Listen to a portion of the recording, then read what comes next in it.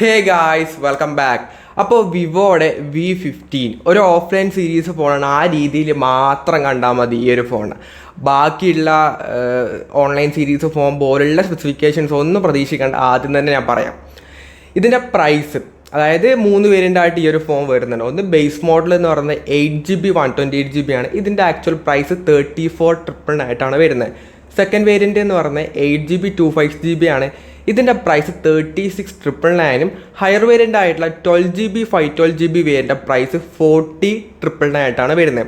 41,000 രൂപ വരെ ഈ ഫോണിൻ്റെ പ്രൈസ് വരുന്നത് 35,000 തൊട്ട്. ഫോണിൻ്റെ ഡിസൈൻ കഴിഞ്ഞ തവണയുള്ള വിവോ V40 കണ്ട എക്സാക്റ്റ് ആ രീതിയിലുള്ള ക്യാമറ മൊഡ്യൂളും വലിയ വ്യത്യാസങ്ങളൊന്നുമില്ല. പിന്നെ ഇവിടെ ഒരു സ്റ്റാറി സംഭവങ്ങളൊക്കെ വരുന്നുണ്ട്. അതായത് ഇന്ത്യയിൽ ആദ്യത്തെ 3D സ്റ്റാർ ടെക്നോളജി ആണെന്നൊക്കെ പറയുന്നുണ്ട്. അതായത് ഒരു ഡിസൈൻ ഗിമ്മിക്ക് അത്ര മാത്രമേ ഉള്ളൂ, അല്ലാതെ വേറെ വലിയ സംഭവമൊന്നുമില്ല. ആ ഇന്ത്യ ഫസ്റ്റ് എന്നൊക്കെ പറയുമ്പോൾ വേറെ ഏതൊരു ഫോൺ അങ്ങനത്തെ ഡിസൈൻ കൊണ്ടുവന്നിട്ടില്ല. അതുകൊണ്ട് പുതിയ ഡിസൈൻ ആയതുകൊണ്ട് അങ്ങനെ പറഞ്ഞിട്ട് ആൾക്കാരുടെ ഇങ്ങനെ ആക്കാവുന്നേ ഉള്ളൂ. അല്ലാതെ കവർ ഇട്ട് കഴിഞ്ഞാൽ ഇതൊന്നും ആരും കാണാൻ വേണ്ടി പോകുന്നില്ല. എല്ലാവരും കേസൊക്കെ ഇട്ടാണ് ഉപയോഗിക്കുന്നത്. പ്ലാസ്റ്റിക്കിൻ്റെ ബിൽഡായിട്ടാണ് വരുന്നത്. 199 ഗ്രാം വെയിറ്റും 7.7 mm തിക്നെസ് മാത്രമേ വരുന്നുള്ളൂ.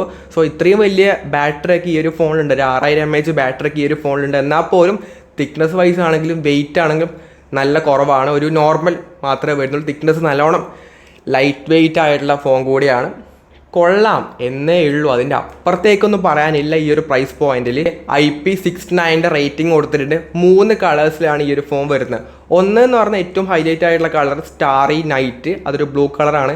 പിന്നെ ഒരു റോസ് റെഡ് വരുന്നുണ്ട്, ഒരു ടൈറ്റാനിയം ഗ്രേ കളർ കൂടെ വരുന്നുണ്ട്. ഇതിൻ്റെ ഡിസ്പ്ലേ 6.77 ഇഞ്ചിൻ്റെ 1.5K റെസൊല്യൂഷൻ ഉള്ള ഒരു അമോലഡ് 120 ഹെർട്സിൻ്റെ ഒരു കോഡ് കർവ്ഡ് ആയിട്ടുള്ള ഡിസ്പ്ലേ ആണ് വരുന്നത്. 4500 നിറ്റ്സിൻ്റെ പീക്ക് ബ്രൈറ്റ്നസ്സും 1300 നിറ്റ്സിൻ്റെ ഹൈ ബ്രൈറ്റ്നസ്സും വരുന്നുണ്ട്. പ്രൊട്ടക്ഷൻ ആണെങ്കിൽ ഡയമണ്ട് ഷെയ്ഡ് ഗ്ലാസ് എന്ന് പറഞ്ഞൊരു ഗ്ലാസ് ആണ് പ്രൊട്ടക്ഷൻ ആയിട്ട് വരുന്നത്. അതേതാണെന്ന് പോലും എനിക്കറിയത്തില്ല. ആദ്യമായിട്ടാണ് ഇങ്ങനത്തെ പേര് കേൾക്കുന്നത് തന്നെ. ഡിസ്പ്ലേ വൈസ് നല്ല ഡിസ്പ്ലേ ആണ്, കുഴപ്പമൊന്നും പറയാനില്ല. എല്ലാ ഈ ഒരു പ്രൈസ് പോയിന്റിലെ ഫോണിലൊക്കെ വരുന്ന തരത്തിലുള്ള നല്ല ഡിസ്പ്ലേ ഇതിനെ കൊടുത്തിട്ടുണ്ട്. ഡിസ്പ്ലേ വൈസ് ഒന്നും no issues. Then camera 50 MB ഒരു പ്രൈമറി ക്യാമറ വരുന്നുണ്ട്. 50 MB ഒരു അൾട്രാ വൈഡ് ആംഗിൾ ക്യാമറയും റിയറിൽ വരുന്നുണ്ട്. സെൽഫി ക്യാമറ ആണെങ്കിലും 50 MB സെൽഫി ക്യാമറയും വരുന്നുണ്ട്. ഫ്രണ്ടിലും റിയറിലും നമുക്ക് 4K 30 FPS വീഡിയോസും ഷൂട്ട് ചെയ്യാൻ വേണ്ടി പറ്റുന്നുണ്ട്. പിന്നീട് വിവോയും സീസോ ആയിട്ട് കൊളാബറേഷനാണ് ക്യാമറ വരുന്നത്. അതുകൊണ്ട് തന്നെ നല്ല ഫോട്ടോസും വീഡിയോസും ഒക്കെ തന്നെ ഇതിൽ നിന്ന് കിട്ടുന്നുണ്ട്. അതിനൊന്നും നോ ഡൗട്ട്. 35,000 രൂപ റേഞ്ചിൽ നല്ലൊരു ക്യാമറ ഓറിയൻ്റ് ആയിട്ടുള്ള മോഡൽ തന്നെയാണ് വിവോയുടെ. പിന്നെ ബാക്കിൽ ആ ഒരു ഓറ ലൈറ്റൊക്കെ ഉണ്ട്. അതൊക്കെ ഉപയോഗിച്ചിട്ട് നമുക്ക് ഫോട്ടോസൊക്കെ എടുക്കുന്ന സമയത്ത് കുറച്ചും കൂടെ ഫ്ലാഷ് മതി എടുക്കാൻ വേണ്ടിയിട്ട്. എന്നാലും ആ ഒരു ഗിമ്മിക്ക് ഒരു അതിൽ മറ്റേ ലൈറ്റിൻ്റെ കളറൊക്കെ മാറ്റാൻ വേണ്ടി പറ്റുന്നുണ്ട്. അങ്ങനെ ഓപ്ഷനൊക്കെ ഉണ്ട് തോന്നുന്നു. അപ്പോൾ ആ രീതിയിൽ കുറച്ചും കൂടെ ബെറ്റർ എന്നൊരു ഓപ്ഷൻ ഉണ്ട് എന്നേ ഉള്ളൂ. വേറെ വലിയ സംഭവമായിട്ടൊന്നും പറയാനില്ല. നല്ല ക്യാമറയാണ്. ബട്ട് നിങ്ങൾ ക്യാമറ റിവ്യൂസ് പ്രോപ്പറായിട്ട് നോക്കിയിട്ട് മാത്രം ക്യാമറ വിലയിരുത്തുക. അല്ല 50 MB ക്യാമറ ഒക്കെ ഉണ്ട് ഭയങ്കര ക്യാമറയാണെന്നും വിചാരിച്ചെടുക്കാൻ വേണ്ടി പോകേണ്ട. ക്യാമറ റിവ്യൂസ് പ്രോപ്പറായിട്ട് നോക്കിയിട്ട് നിങ്ങൾക്ക് ഇഷ്ടപ്പെടുവാണെങ്കിൽ മാത്രം ക്യാമറയിലേക്ക് പോയാൽ മതി. ദെൻ ഇതിൻ്റെ പെർഫോമൻസ് ആണ്. ഇതിൽ വരുന്നത് കോൾകോം സ്നാപ്ഡ്രാഗണിൻ്റെ 7 Gen 3 എന്ന ചിപ്സെറ്റാണ് വരുന്നത്. ഒരു പെർഫോമൻസ് ഓറിയൻ്റ് ആയിട്ടുള്ള ഫോണല്ല. അതുകൊണ്ട് പിന്നെ വലിയ ചിപ്സെറ്റ് ഒന്നും പ്രതീക്ഷിക്കേണ്ട ആവശ്യമില്ല. പിന്നീട് ആൻഡ് ടു സ്കോറൊക്കെ ആണെങ്കിൽ ഏകദേശം ഒരു 8 lakh ആ റേഞ്ചൊക്കെ തന്നെ കിട്ടുന്നുണ്ട്. ഡീസൻറ്റ് പെർഫോമൻസ് ആണ്.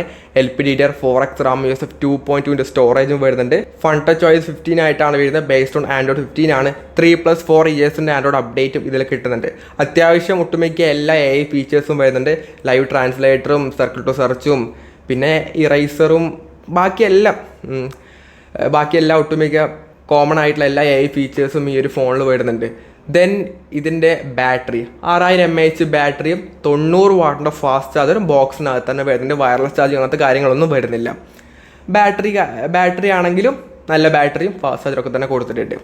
ഓവറോൾ 35,000 രൂപയുടെ ഫോണാണ്. ആ ഒരു പ്രൈസ് പോയിന്റ് വെച്ച് ഇതൊരു ഓഫ്ലൈൻ സീരീസ് ഫോണാണ്. ആദ്യം പറഞ്ഞൊരു ഓഫ്ലൈൻ സീരീസ് ഫോണാണ്. ആ രീതിയിൽ മാത്രം കണ്ടാൽ മതി. അല്ലാതെ ഗംഭീര ടോപ്പ് എൻഡ് ആയിട്ടുള്ള ഒന്നും ഈ ഒരു ഫോണിലില്ല. പെർഫോമൻസ് ആണെങ്കിൽ ഒന്നും ടോപ്പ് എൻഡ് ഇല്ല. ക്യാമറ ആണെങ്കിൽ ഒന്നും ടോപ്പ് എൻഡ് ലെവലല്ല, ഒരു നോർമൽ ലെവൽ. ഒരു ഓഫ്ലൈനിൽ ഒരാൾ പോയി ഫോൺ വാങ്ങുകയാണെങ്കിൽ അത്യാവശ്യം ഒരു ഡീസൻറ്റ് സ്പെസിഫിക്കേഷൻസ് ഈ ഒരു ഫോൺ എന്തായാലും കിട്ടുന്നുണ്ട്. അത്രേ പറയാനുള്ളൂ. അല്ലാതെ വേറെ ഒരുപാട് ഇതിനെ പറഞ്ഞിട്ട് കാര്യമില്ല. കാരണം വിവോയുടെ V സീരീസ് ഫോണാണ്. ആ രീതിയിൽ മാത്രം കാണാം. അപ്പോൾ നിങ്ങളുടെ ഒപ്പീനിയൻ എന്തായാലും താഴെ കമൻറ്റ് ചെയ്യുക. അപ്പോൾ ഈ ഒരു വീഡിയോ യൂസ്ഫുൾ ആണെങ്കിൽ ലൈക്ക് ചെയ്യുക, ഷെയർ ചെയ്യുക, സബ്സ്ക്രൈബ് ചെയ്യുക. So it's fundamental signing off. By.